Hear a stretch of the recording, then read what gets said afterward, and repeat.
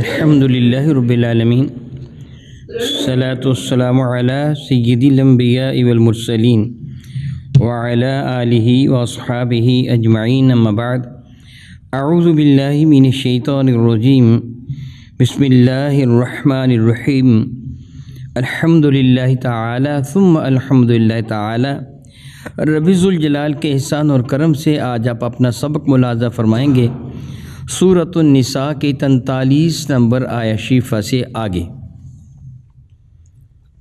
ملاحظہ کیجیے گا۔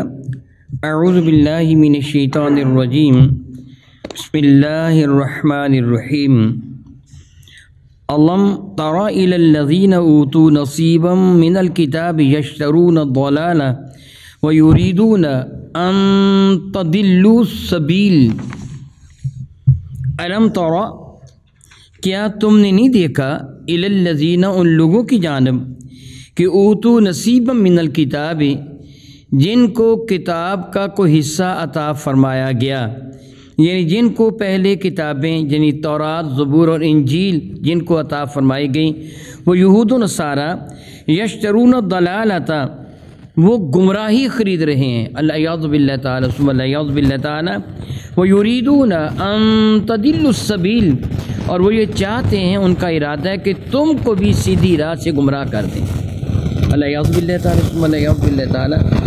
یہودیوں کی بدبختی کا یہاں رب کائنات نے ذکر فرمایا، اسی طرح عیسائیوں کا بھی۔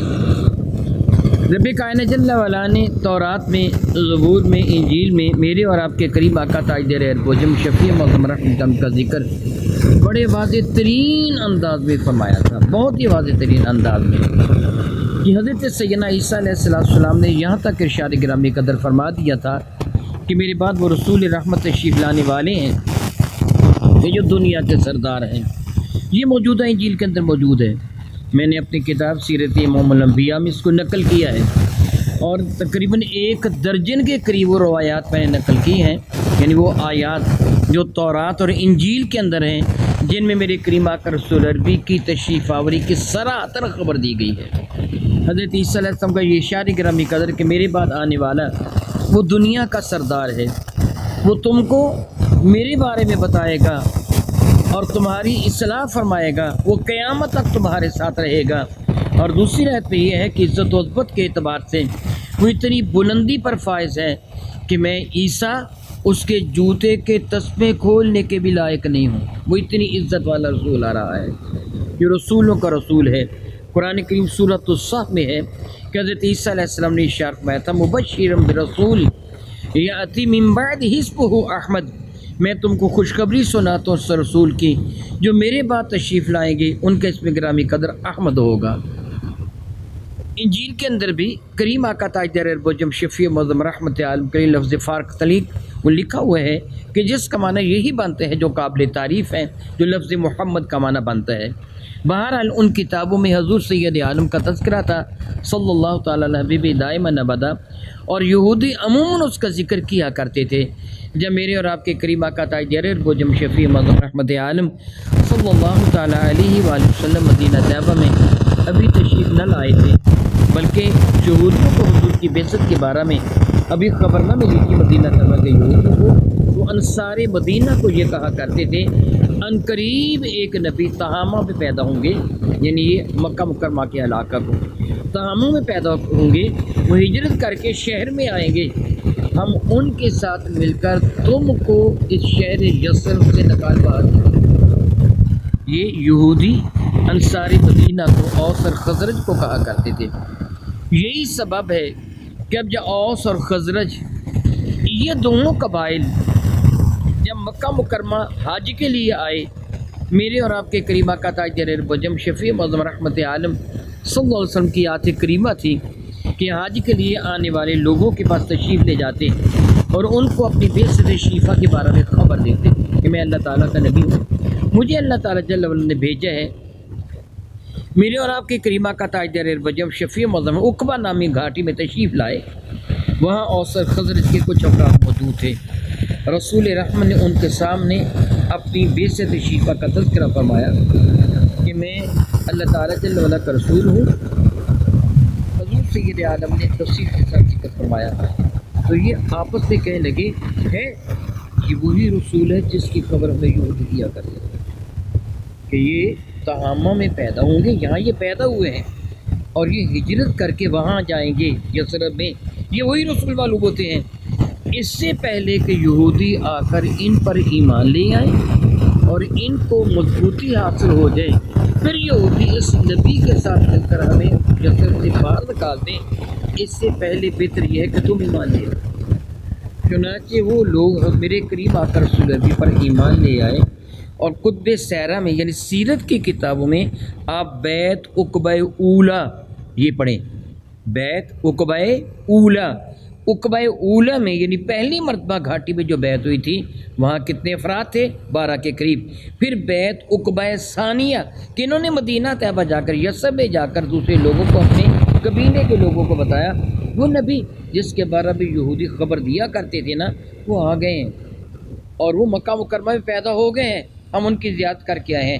چنانچہ کچھ مرد اور عورت پھر یثرب، اس وقت یثرب تھا، یثرب سے ہجرت کر کے مکہ مکرمہ آئے اور میرے کریم آقا کے دست حق پر وہ بیعت ہو گئے۔ پھر انہوں نے میرے نبی کو دعوت دی تھی کہ تم ہمارے یہاں یثرب میں آ جاؤ، ان کو پتہ تھا یہ وہاں جائیں گے، یہودیوں نے ان کو پتہ تھا۔ پھر میرے کریم آقا یثرب میں آئے، جب یہودیوں نے حضور سید عالم صلی اللہ علیہ وسلم کی زیارت کی تو نابکار انہیں انکار کر کے کہنے لگے یہ وہ نبی ہے ہی نہیں، یہ وہ نبی نہیں ہے، ہم نے تو کسی اور کی خبر دی تھی، یہ اور ہے۔ اور ان میں ضد کیا تھی کہ یہ بنو اسرائیل سے کیوں نہیں ہے، بنو اسماعیل سے کیوں ہے، یعنی حضرت یعقوب کی اولاد سے کیوں نہیں ہے۔ پہلے سارے کے سارے انبیاء حضرت یعقوب علیہ السلام سے لے کے حضرت عیسیٰ علیہ السلام تک سارے کے سارے حضرت ابراہیم علیہ السلام کے بیٹے، حضرت اسحاق ان کے بیٹے حضرت یعقوب کی اولاد سے ہیں، یعنی حضرت اسحاق کی اولاد سے ہیں۔ حضرت ابراہیم کے بیٹے بڑے بیٹے حضرت اسماعیل ہیں، چھوٹے بیٹے حضرت اسحاق ہیں، باقی سارے نبی ان کے بعد حضرت اسحاق کی اولاد سے ہیں، حضرت اسماعیل کی اولاد سے کوئی بھی نبی نہیں، سب سے آخر میرے نبی تشریف لائے۔ تو عیسائی اور یہودی یہ ضد کرتے تھے کہ یہ ہمارے خاندان قبیلے سے کیوں نہیں ہے، دوسرے قبیلے سے کیوں آئے ہیں، اس لیے ان کا انکار کرتے تھا۔ اور وہ لوگ جو مدینہ طیبہ کے ایمان لانے والے تھے ان کو انہوں نے کہا کہ ٹھیک ہے دیکھو ہم تمہیں کہا کرتے تھے وہ نبی آنے والے ہیں، وہ نبی آنے والے ہیں، وہ نبی آنے والے ہیں، تم نے بڑی جلدی کی ان پر ایمان لا کر، وہ نبی ابھی آئے نہیں ہیں، وہ بھی آئیں گے، تم پہلے اس پر ایمان لا چکے ہو، یہ تو وہ نبی ہے ہی نہیں ہے۔ ان کی پوری کوشش تھی کہ ایمان والوں کو صراط مستقیم سے بہکا دیں، اور رب ذوالجلال نے اس آیہ بارکہ میں ان کی اسی خباثت کا تذکرہ فرمایا۔ اب معنی سنیے دوبارہ ترجمہ، الم تری الی الذین اوتوا نصیبا من الکتاب، کیا آپ نے ان لوگوں کو نہیں دیکھا کہ جن کو ہم نے کتاب کا کوئی حصہ عطا فرمایا تھا، یعنی چونکہ وہ کتاب اصل تحریف ہو چکی تھی، اس کو تبدیل کر دیا تھا، لوگوں سے پیسے لے لے کر وہ مسائل تبدیل کر دیتے تھے۔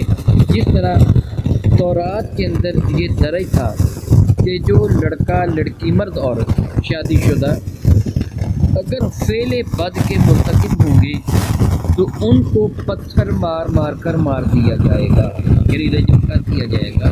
جو سزا اسلام میں ہے یہی سزا تورات کے اندر ہے۔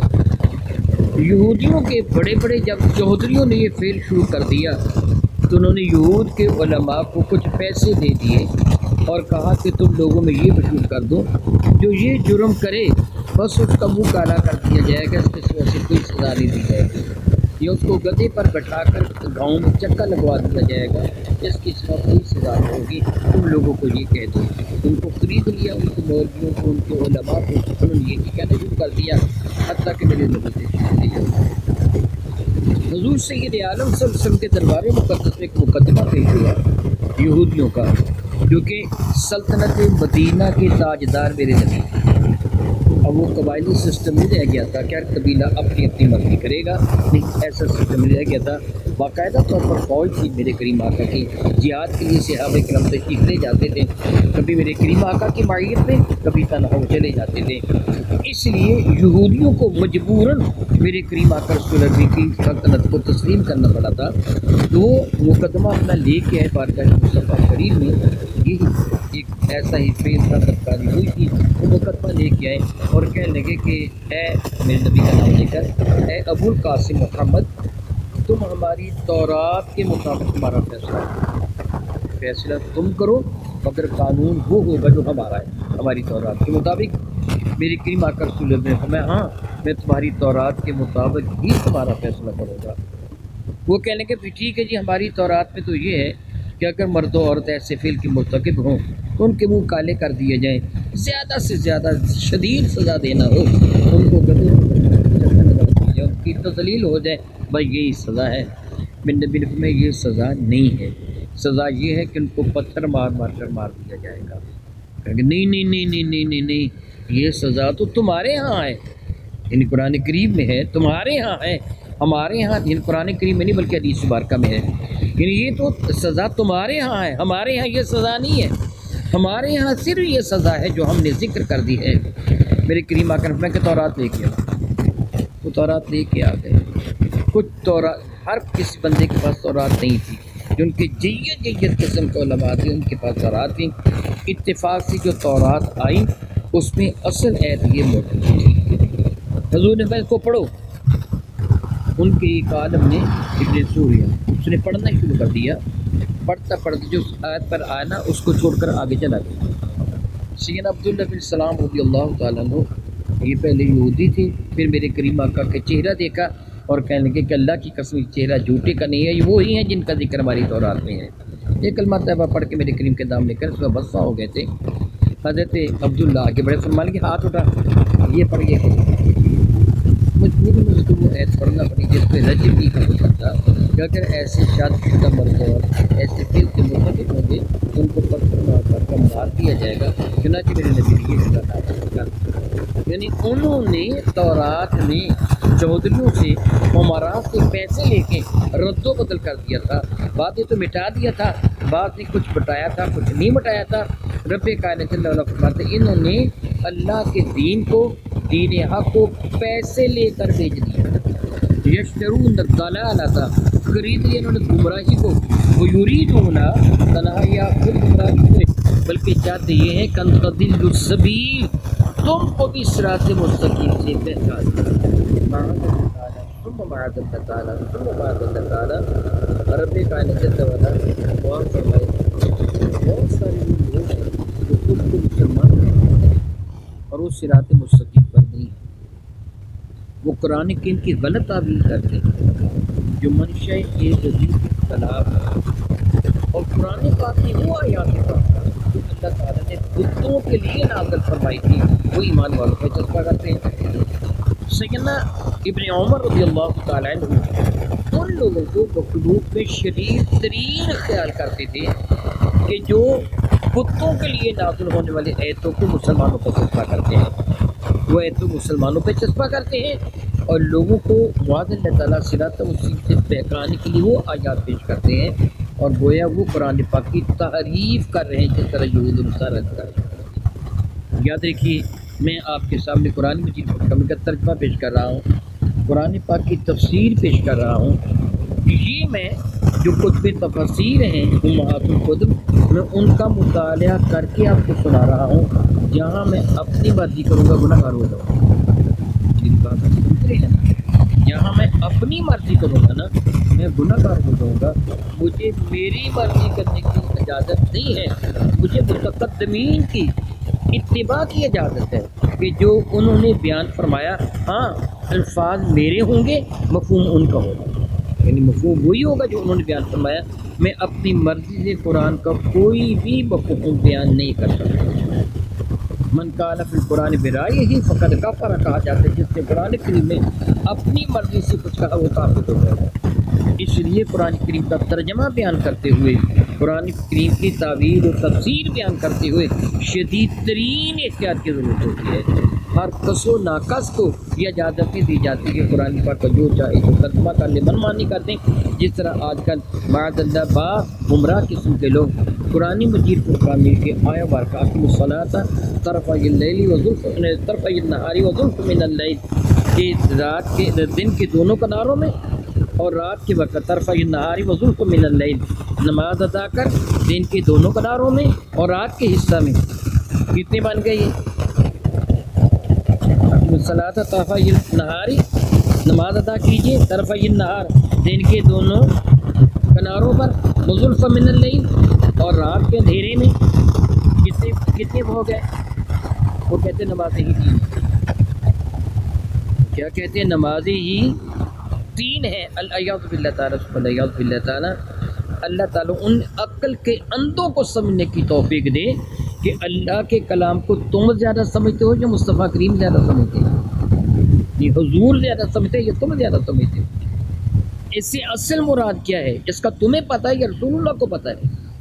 تو جب اللہ کے رسول نے 5 نمازیں ادا فرمائی، ہمیں نماز ادا فرمانے کو حکم دیا، تو میں اس ایک آیا پاک کو لے کر حکم دے تو 3 نمازیں ادا کروں، 5 کی ضرورت ہی نہیں ہے. اللہ یعوذ باللہ تعالیٰ میں یہ ہے آیات الہیہ میں تحریف کرنا، من مانی تعویلات کرنا. اللہ تعالیٰ جل فرمائے کہ وہ خود بھی گمراہ ہے اور چاہتے تم بھی گمراہ ہو جاؤ. واللہ اعلم بآبائکم، پھر اللہ فرماتے ہیں واللہ اعلم، اور اللہ تعالیٰ بہت اچھی طرح جانتا ہے بآبائکم، تمہارے دشمنوں کو. وکفیٰ باللہ ولیہ، اور اللہ رب العزت جل والا کافی ہے تمہارا والی. وکفیٰ باللہ نصیرا، اور بہت کافی ہے تمہارا مددگار و معاون. یاد رکھیے فی زمانہ میڈیا کے اعتبار سے وہ اتنی زیادہ بعد اللہ تعالیٰ گمراہی پھیلائی جا رہی ہے، اتنی گمراہی پھیلائی جا رہی ہے کہ ایک عام آدمی کا صراط مستقیم پہ رہنا مشکل سے مشکل تر ہوتا چلا جا رہا ہے. وہ نئی تعویلات بیان کی جا رہی ہیں، نئی تعویلات بیان کی جا رہی ہیں. پچھلی آیت برکت جو آپ قبل عظیم پڑھ چکے ہیں، پچھلی آیت برکت جس میں ہے نا اللہ تعالیٰ کے ارشاد گرامی قدر ہے کہ ایمان والو نشہ کی حالت میں نماز کے قریب نہ جانا، اور یہ ارشاد گرامی کہ ولا جنوبا الا ابل السبیل حتی تغتسلوا، جب تک تم غسل نہ کرو اس وقت تک تم نماز کے قریب بھی نہ جانا اگر تم حالت جنابت میں ہو. اس کے تحت علامہ ثناء اللہ پانی پتی نے کافی لمبی چوڑی بات بتائی ہے.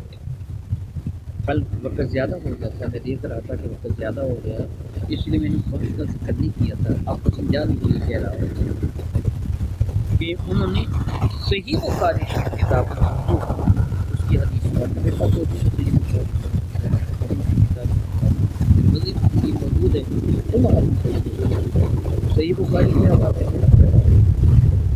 کہ دخول سے غسل واجب نہیں ہوتا، غسل واجب نہیں ہوتا. میں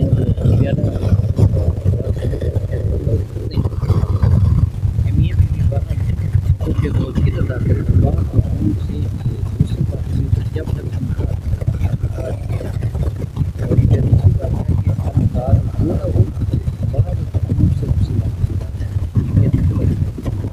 یہ دونوں حدیثیں مبارکہ میں نبی صحیح بخاری میں بھی ہے اور صحیح مسلم میں بھی ہے اور دیگر کتب صحیحہ میں بھی ہے.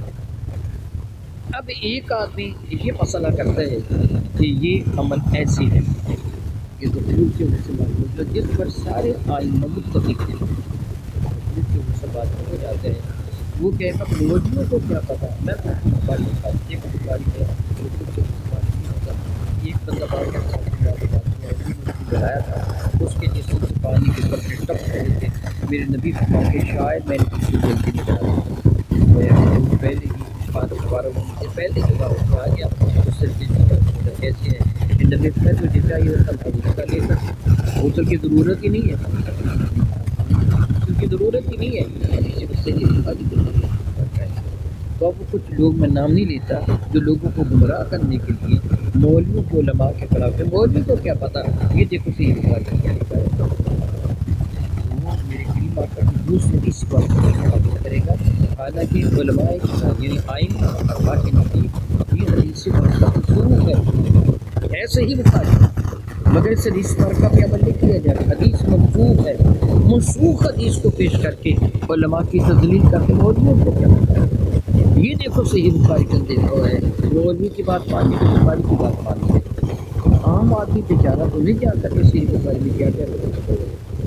اللہ تعالیٰ اللہ تعالیٰ وہ اس کی بات سن کر اقرار کر لیتے ہیں. پوری حدیث بھی لکھ دے گا، باب الوضو کتاب الوضو بھی لکھ دے گا، کتاب الطہارہ باب الوضو بھی لکھ دے گا، یہ کتاب الطہارہ باب اتنے نمبر آپ کھول کے دیکھ لیں. آپ جب سرچ کریں گے تو لکھا ہوگا، پھر آپ کہیں گے حضور ہے مولوی ایسے ہی لوگوں کو